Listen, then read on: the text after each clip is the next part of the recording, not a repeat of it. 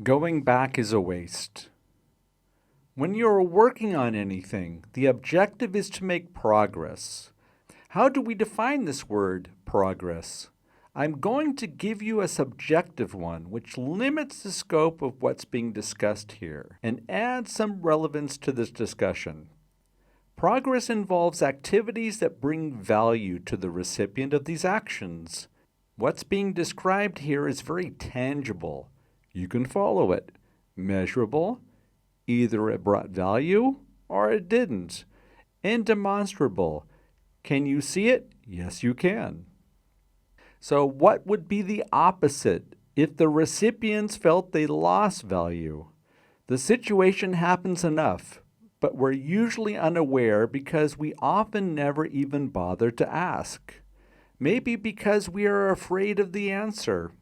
For academic purposes, let's assume we actually asked, or maybe we didn't ask and they just told us.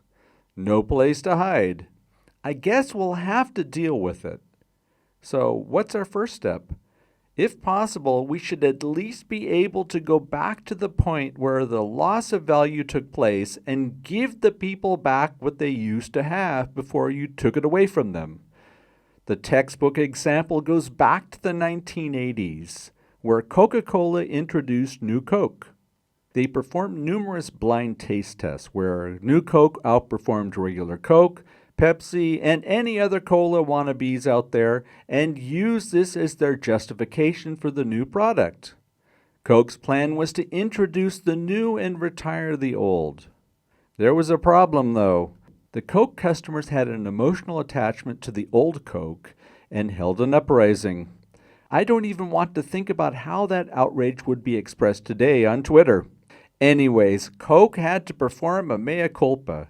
They couldn't perform a simple about-face, but what they did was reintroduce the old Coke as Coke Classic. With that move, they gave their customers the choice of either selecting the new product or remaining with the old. Eventually, they killed the new Coke. As you can pick up from this example, simply going back might be the best case. Let's assume we have some sort of fallback mode. To get things right means you don't have to go back and fix something after it's been released. Either what you produce creates value, or it doesn't. No value means no progress. Within an agile way of working, we should ensure the vehicle we are driving has no reverse gear.